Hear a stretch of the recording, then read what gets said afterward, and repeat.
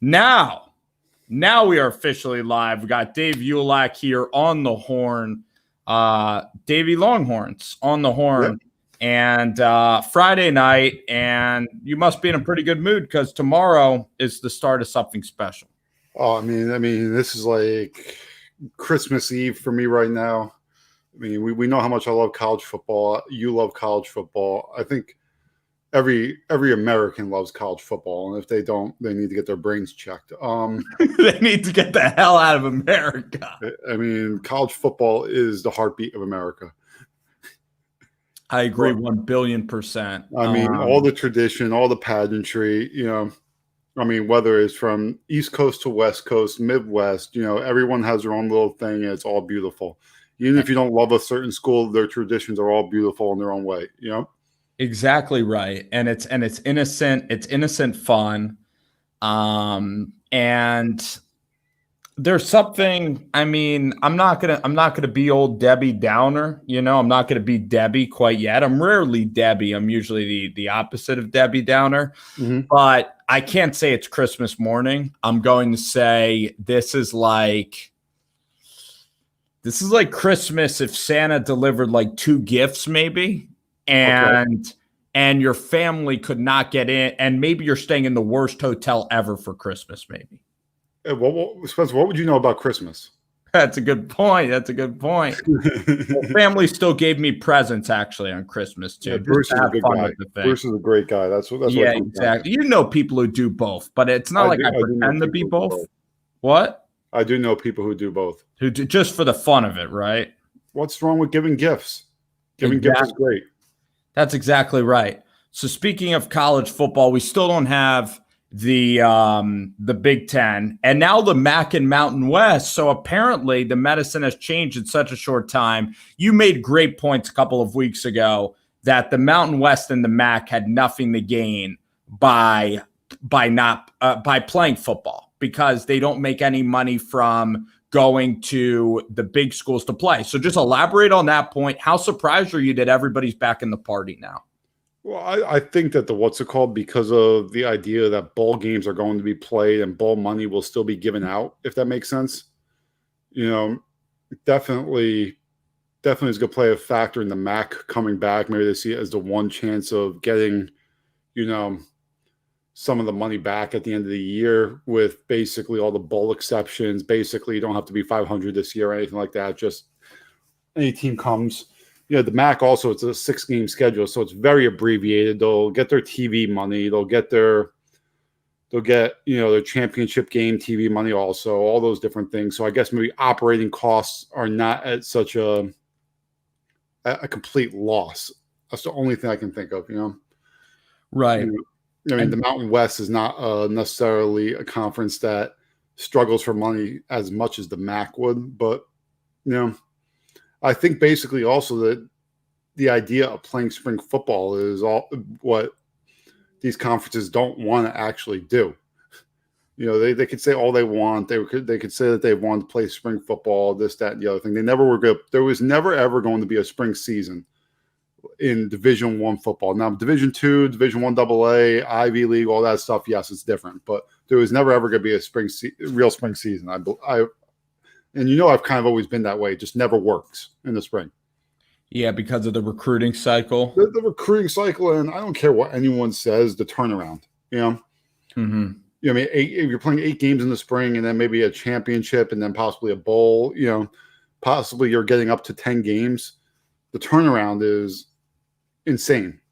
Yeah.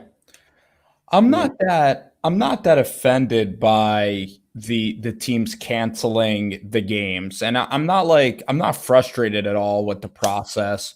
It's tough to be a fan this year for college football fans listening out there. It's tough to have expectations on your head coach, on your team. But at the same time, if you were a coach, what would you be looking for? Could this be a confidence booster for some teams? What do you think of the quality of these games? I mean, how do you think it's going to look tomorrow, basically? Well, if I'm a coach, you're going full steam ahead. I mean, you can't afford to look bad as a coach. I mean, college football is a multi-billion-dollar industry for coaches in the big time. It's multi-million-dollar a year contracts, and I don't care what anyone says. No one's going to care if no one's going to put COVID as the excuse to look bad. If your contract's running out at the end of the year, you better perform. I don't think that, I think you'll have some more leniency based on the financial state of universities for bad years, but I don't think, one way or the other that anyone's going to make any excuses for any of these guys. I mean, that's just the way I feel about it. I could be wrong, Yeah. I'll ask you, what are your two biggest SEC storylines? And then I'll give you some of my biggest storylines. SEC, well, we'll give, every year we could go Bama, whatever, Georgia. Couple storylines I want to see, and I'm going to go more off the beaten path, Good. That's what I like. I'm going to say a storyline to keep an eye out in the SEC East is for the Kentucky Wildcats, the return of Terry Wilson. Was very good his first year there. Second year, they're 2-0, gets hurt. Then they had to go to the limp. Oh my goodness, what's going on with my computer? Sorry. But, yeah. Sorry about that, but it's all good. Yeah, was a good player his first year. Not great. I'm not calling him a savior by any means, but ran the ball effectively with Benny Snell and all that. They had their best year ever in the history. Got to like maybe the Capital One Bowl against Penn State, something like that. Right. And then last year they looked pretty good, and then he got hurt. Can he get them to that place where maybe they pull an upset or two in? They're competing to be the team coming out of the East. I'm not saying they are, but can he put them in that position? Later on in that 10-game season. Some teams will be losing games. There are going to be openings. So I think that is a semi storyline. And then the next storyline for me, I think I might be stealing your thunder a little bit on this one, but it's the Lane Train coming in Oxford, Mississippi. He has failed twice as a big time coach in college at Tennessee and then at USC. He didn't have the best of success. He had a little redemption tour down at FAU in Alabama per se. Can he take that next step of, I'm not expecting Ole Miss to come in and win tomorrow, but can he make them respectable? Can he get them to like 5-5 this year? Next year, take that real next step and, Yeah. 5-5. You also got to remember, you can say, well, that's about on par what they've done, but it really wouldn't be because it's all SEC schedule. So 500 would be a huge win for Ole Miss this year compared to where, they might go like 6-6, 7-5 most years, but 4-0 of it's against like, some ragtag team, some 1AA, like State and all that, and you've boosted up your record. So can you split the SEC schedule? To me, that's going to be something to be seen. I think it'll be hard, but it is a storyline for me. Yeah, the first two storylines, that Kentucky team with Cash Daniel. I mean, Cash is like a WWE hero. He was one of the great. You remember Cash. He was one of the great stories. And I'm with you on Terry Wilson. I mean, we haven't talked a lot about him, but I've been a fan because the guy can really throw it deep. He's very mobile. He gives that team some splash, and it's fun. And he's obviously better than the Sawyer kid. It's an interesting dynamic with Wilson because as you pointed out, he's really not like a great like intermediate thrower, but he can take the top off the defense. So he's a good runner. Kentucky the last few years has ran the ball really well with the running backs or whatever they do. They design good run game. That's 100% obvious with Snell, Bowden, basically having no quarterback and still being able to run it down your throat. They obviously design good run game, but the ability to take the top off the defense is, that's what's missing. And then Stoops, game in, game out. You don't really hear about Stoops. He's not a personality like a Lane, like a Mike Leach. No, but you kind of know what you're going to get. And, for Kentucky, it's a lot more relevant than they were before Stoops. That's a good point. That's you know what you're going to get 6-6. Well, they haven't been 6-6 the last few years, so that's not even. They've been much better than that. All right, 8-4. Let's look at the last 2 yeyears, okay? Okay. Let's look at last year. They were 1, 2, 3, 4, 5, 6, 7, 8, 8-5 with no quarterback. Yeah, that was a great season for Kentucky. Okay. And the year before, they were 1, 2, 3, 4, 5, 6, 7, 8, 9, 10-3. Wow. So they, the last few years they have built something that, I'm not saying they're world beaters, but is it a Yeah. team that, with the right win and pull an upset against a Georgia team, maybe an Maybe upset against Florida, or you maybe pull up. Auburn tomorrow, and that's a high spread. But yeah, I've been one of these guys that is certainly late on Kentucky. I'm like, this is Kentucky, this is Kentucky, this is Kentucky. I automatically put Tennessee and South Carolina better than Kentucky, but that doesn't really happen. Kentucky goes into these places. They have a gauntlet of a schedule, but that's the SEC. A little bit of luck in. So about Lane Kiffin. I think the big key for Lane Kiffin, I think the offense will be okay. It's like, how can you run it in Oxford, Mississippi? But then it's just like, can he hire a good defensive coordinator? And the defenses have just been so downright awful at Mississippi.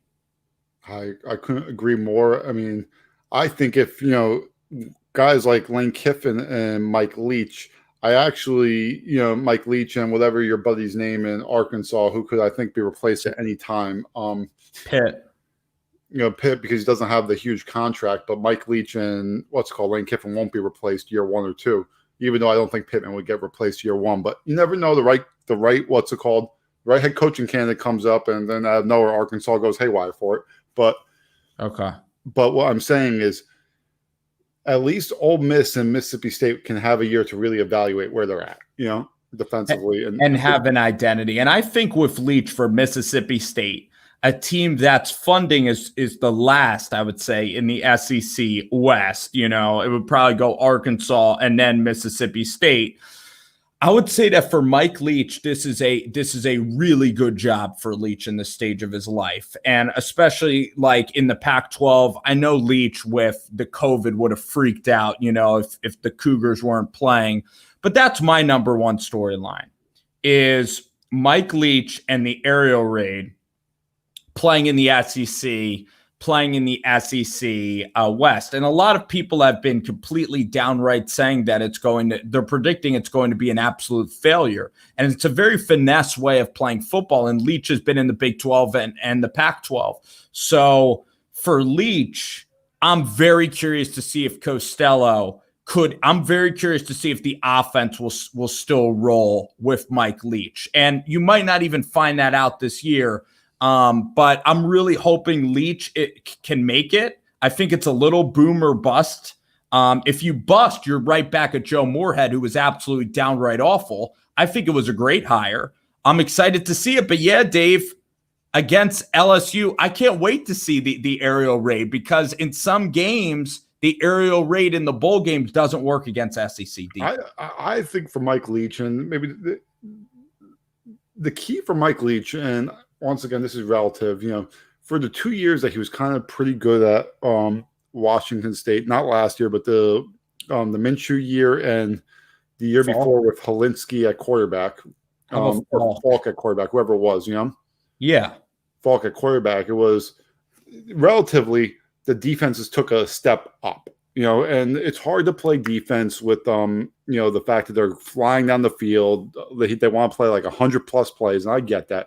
But in the SEC, he's going to be able to recruit SEC athletes. If he can get a defense that's mid-level of the SEC, I think that Mike Leach has the proven track record of being able to score the ball, and with a little bit better offensive talent, I don't see why not. I always see Mississippi State as there's a cap on how good you actually can be job, but you never know. The right year, all that stuff, a couple breaks here and there, quarterbacks get hurt, and maybe Mississippi State one year is a top team in the SEC. Maybe how good can they run the ball? Well, yeah, I mean, it's the most aerial raid thing, and because they don't run it, and that's what's so exciting about seeing this style. And I think for the SEC, like if it works, it's gonna turn some heads. No, without a doubt. So the second storyline. The second storyline I'm going with is, I think that this is the year of Dan Mullen. This has to be the year. You're at Florida. I'm talking about the year in terms of, this is not even going to be the highest of expectations. It's not to win Atlanta. It's to get to Atlanta. It's to win the SEC East. You have Georgia going for a quarterback change. Swift is gone. New offensive coordinator. Jamie Newman's not there. Florida, you have a really good quarterback coming back in Kyle Trask, a guy you've seen for 3 years. I think Florida's got to win the East. I think that their expectation needs to be there. And then Mullen is a good coach, but he needs to start like actually proving he can maybe be elite at the University of Florida. I think this is the year that it's fair to really judge them hard on it. I mean, I think that they are the favorite in the East. I don't care about the rankings that Georgia's one ahead. That's actually absolutely meaningless. They are, to me, the clear favorite in the East. They return more. They've got more continuity. Georgia's a mess at quarterback. I don't care. JT Daniel was a guy who was okay 1 year, coming off a torn ACL. Maybe the other guys step up. Then you're talking about inexperience at quarterback if it's someone else, And yeah, this is a team that's primed and ready, to step up and say, hey, let's look at 1 second here. Let's look at Florida's schedule. Okay, let's do it.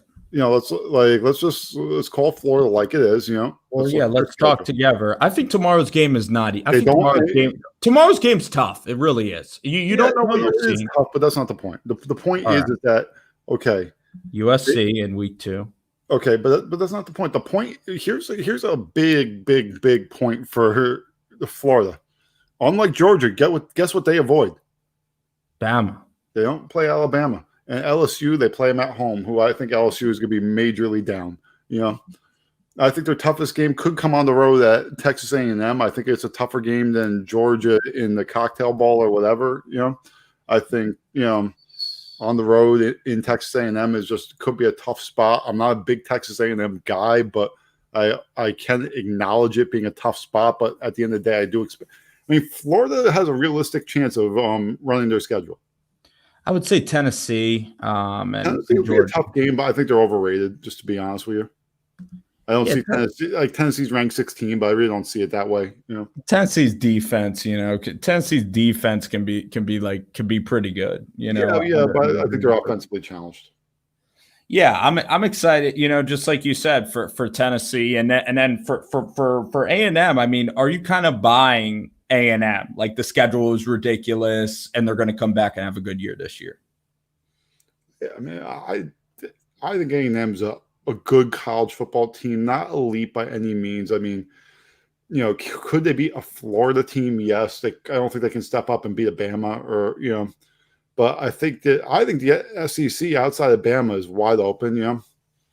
Yeah, so Bama, I think Bama, should win the SEC West. I think Mac will be good. Jalen Waddle. I guess you still have a ridiculous amount. Like you lose Ruggs, you lose Judy, right?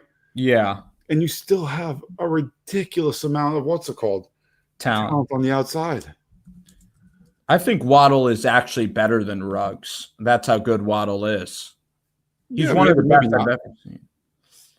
I think so, but then you look at their defense. They have Dylan Moses, Surtain. Their defense is kind of young and not that proven now. I think the big difference between the defense this year and last year is that at least right now they're healthy. Last year, remember, they all went out by week 3. They lost 8 starters in the first 3 weeks of the year, Mm-hmm. And they just never, they never were the same type of team. I mean, but that wide receiving core is just absolutely dynamic, Let's look at Alabama's schedule. I mean, it's a tough schedule. I mean, there's no doubt about that. Well, I mean, but it's Alabama. So I see them winning every game on this. Well, I'm just saying, by SEC standards, other than not having Florida, it's a tough schedule. Yeah, because Tennessee's not atrocious. Georgia in the East. Who do they avoid other than Florida?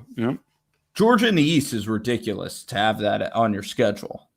Yeah, but you got to realize you're playing 10 games this year. Yeah, no, for Saban and Alabama, I think Mac will be absolutely fine. And, the Alabama fans are going to want the first sign of Mac playing poorly. They're going to want Thompson to come in. But Thompson is better to take this year off and have Mac. And Jacob Coker won a national championship. I think Mac can totally win a national championship. It's very possible. I mean, definitely a possibility. Yeah. So we got a fun slate of games. Dave, maybe let's try to pick maybe 4 games. I'll actually tee up the 4 college games, and then we'll do a little NFL. And how does that sound? Whatever you want to do, my friend. So I'm gonna pick Tennessee and South Carolina as the first game we're picking here, just to win. Who's winning that game? Tennessee. Wow.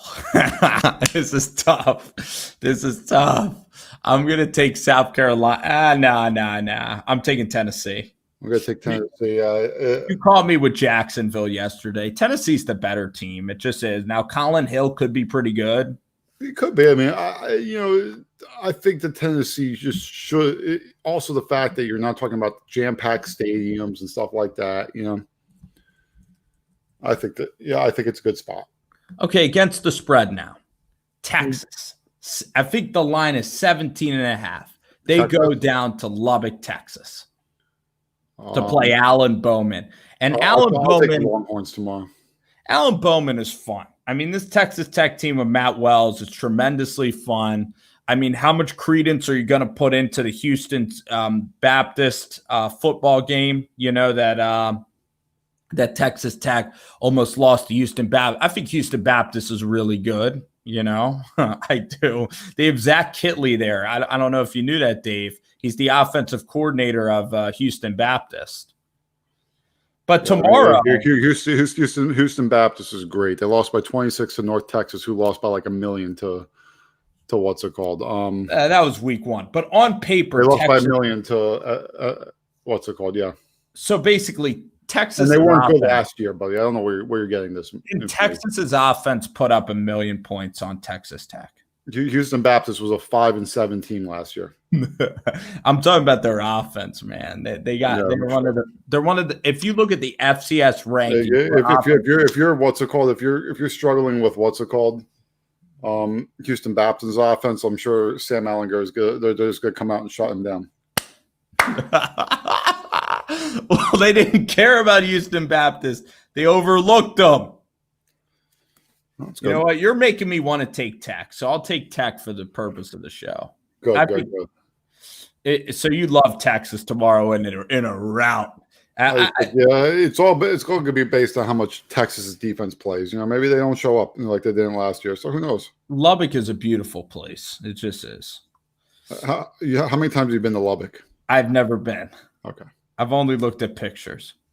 Okay, here's a game that's kind of a garbage game, but these games are decent by the spread numbers. Louisville and Pittsburgh. Who wins the game? I'm gonna say Louisville. Wow. I'll go Pitt. I think Louisville looked awful. I think Louisville looked really bad. Yeah, and then Pitt looked terrible last week against what's it called? Syracuse. Pittsburgh? Yeah. Pittsburgh's a 2-0. Syracuse is like a team without a quarter. I think Louisville beats them. Did you see Oklahoma State starting a third-string quarterback? Did you hear about that? I did not hear about that. Shane Illingsworth, and they're a popular team. They're a popular team to maybe win the Big 12. I don't really see it. I'm going to pick one more game, and let's go. Let's try to think of one good. Think of another good SEC game tomorrow to predict. We'll go LSU Mississippi State. I want to hear the final score of LSU Mississippi State. I'm going to take State in the points. I'm going to say I'm going to take State in the points, and I'm going to say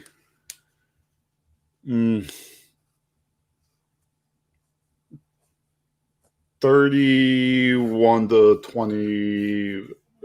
31-20. And State wins.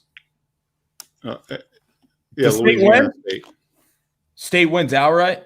Can they do it? No, I said Louisiana State wins the game. I almost want to pick State. That would be so much fun. I'm going to take LSU 32-26, and it's going to be a last-second drive.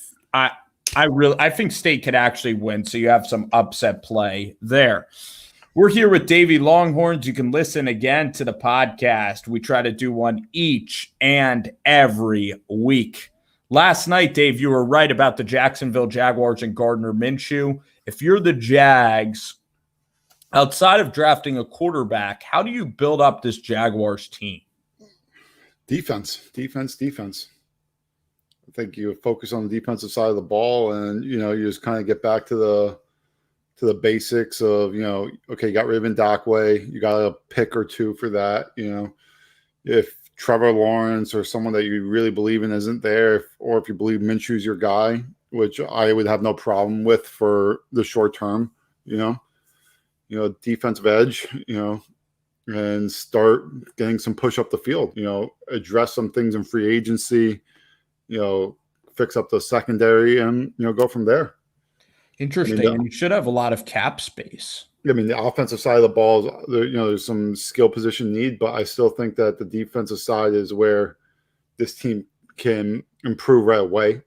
They can improve both sides, but the defensive side is what it is. I like how Jacksonville is building their team. I would say I like how Jacksonville's building. The New York Giants, on the other hand, they spend a lot of money in free agency, and I still don't think the Giants are going to beat the 49ers this weekend. I don't think the Giants can beat any team in the league. I think the Giants win this weekend. I think that the 49ers are just missing too much. I mean, the 49ers are literally missing two running backs, a quarterback, your best offensive player, your best receiver offensively. I think three defensive linemen. They're just so decimated on the road. I see the Giants winning this game, and I don't think it's because the Giants are very good. I just think that you're underestimating how much they have lost. Dave, I could be wrong. If Kyle Shanahan and his buddies played against the Giants on Sunday, I don't think I picked the Giants. Because the Giants can't move the ball. You know what's interesting, Dave? I went back and looked at the Giants last. I'm gonna get the answer here. 32 quarters of play, right? The last 2 years. I'd say in about 32 quarters, or I guess it's 32. I'm trying to get this right. 2 years of football is 32 quarters. Is that accurate? 2 years of football? It's 32 quarters. Games. What? 2 years of football is 32 games. 32 times 4, then. Sorry. 32 times 4 would be 128. 64. Yeah. I would say the Giants in 128 quarters have been up by 10 or more points, and maybe 4 out of 128 quarters. Right there. They really – when's the last time the Giants have ever had a lead or a comfortable win? Almost never. Maybe if you're playing in Washington. That's it. And I look at Nick Mullins. He's going to be fine. Daniel Jones against this defense, it doesn't matter. What defense? Well, the defense, you still have Fred Warner who's going to be playing, I think. You still have good cornerbacks there. I know Sherman is not there, but I could be dead wrong, Spencer. You might be right. But Javon Kinlaw in this defense, I mean, I don't see this as you're saying this defense. This Giants offense is the worst offense in all football. I think. Yeah, maybe. I mean, it's downright embarrassing. Is literally missing what makes them any good. How are the Giants going to score? How are the Giants going to score? Is it going to be Darius Slayton? I guess Slayton has to have 2 plays in the game to score. I mean, I think it's just what's it called? I think this is a very tough spot for the 49ers. Turnovers are key. I just see this as historically, if I was looking at this and I wasn't saying the Giants haven't been good, but they haven't been to the point where they're getting blown out by these teams. I would say that the Bears offense at this point is a lot better than what the 49ers are going to put out there on Sunday. Good point. And this defense for the Bears is going to be a lot better than the defense being put out by the 49ers on Sunday. So I think that they have a legitimate shot. The 49ers are already going into the game with the stigma of we're all getting hurt on this field. I think it's in their head. I think the Giants can steal a win here. think it's possible for sure. Now, there is a lot of pressure on the Giants because the 49ers are so banged up. People are expecting the Giants to win this game. The Giants are 0-2. Joe Judge. Oh, if the Giants don't win this game, the Giants are really, really, really need to do some real evaluation. The only reason why the 49ers are favorites, I'm going to be really honest with you, is because it's a 49er logo across their helmet. This team that they're putting out there on Sunday should not be a favorite against the Giants in any way, shape, or form. I don't care how bad the Giants have been. Is Kittle in or out?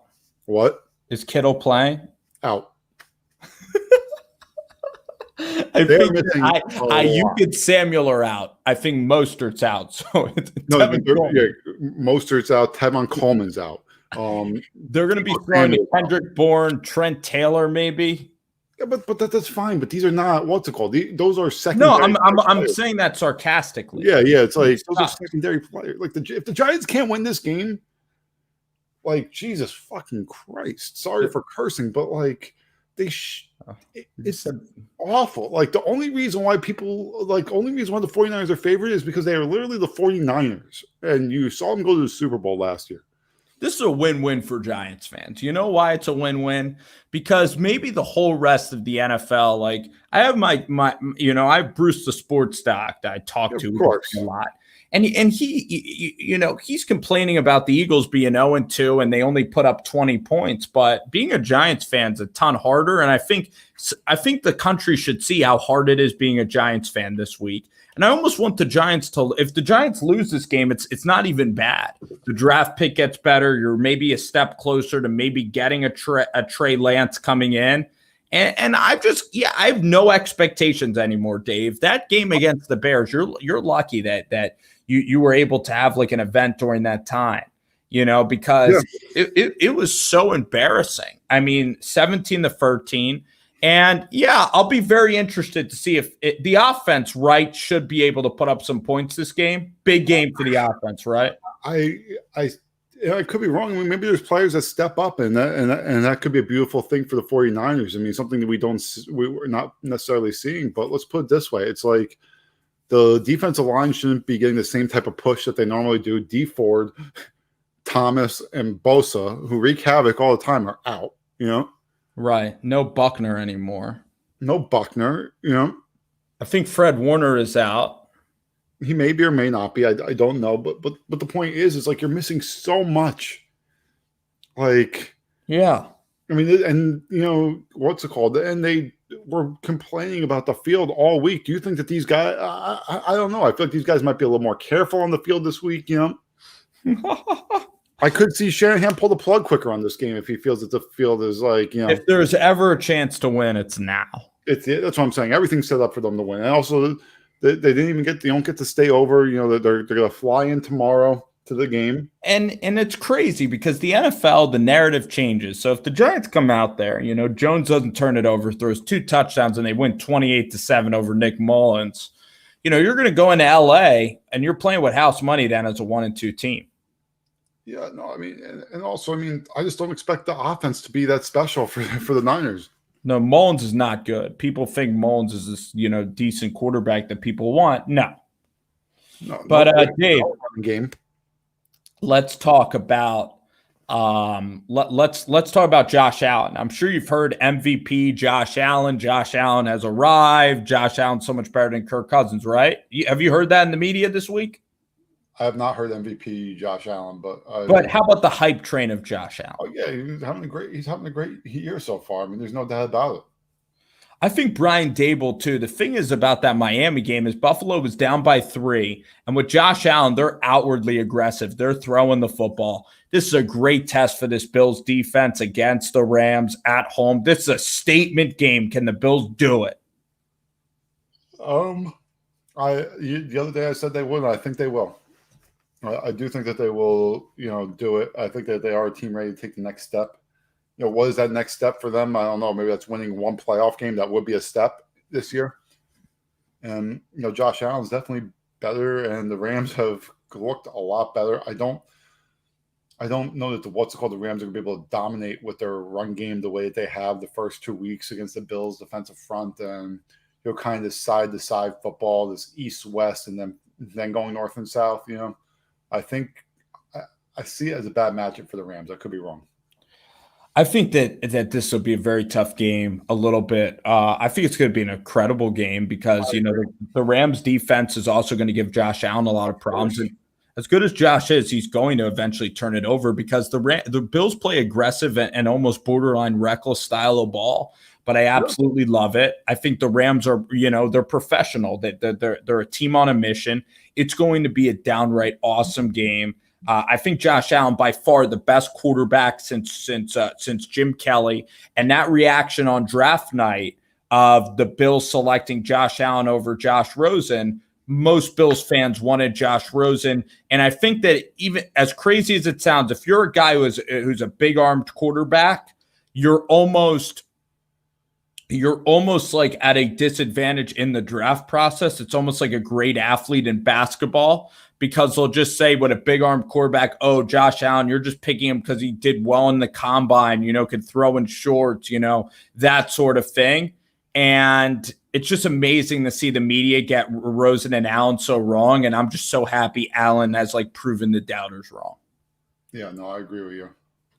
Let's talk the final point of the show. I want to thank Dave Longhorns for coming out today. It's been a lot of fun talking college and NFL today on the podcast. I really think for the Raiders, this is a possibility to take a step. I'll just ask this question. How are the Raiders going to fare in New England? I don't see them winning, but I'll put it this way. New England has taken massive losses on the defense in the offseason to what's called opt-outs. So I do see it as possible of, ground and pound, controlling the clock. If they can do that, run the ball the way that they did on Monday night, short passing game, Carr keeps the mistakes to a minimum. You don't get behind the chains. The Raiders are going to have a chance. I see the Patriots winning. I think Cam's been very good. I don't think this is going to be a shootout. I think it might be an uglier type of game. Really? Why would the Raiders defense play ugly? They stink on defense. I think that wants to play a slower game, Belichick, Belichick does, because I know Chucky does. Yeah, so I think this could be like a little bit lower scoring than, expected. You know what the key is with Oakland? The key is with Oakland is that they got to stay on the track. They got to stay the course. Like last year, they were like a good 6-4 team. Then the Jets game happened, right? There's some games that this team just absolutely just chokes, and just stay the course, right? And you'll have a shot at getting in. I completely agree with you. Dave Longhorns, it was fun. I'm going to post this before we kick off tomorrow. All right, buddy.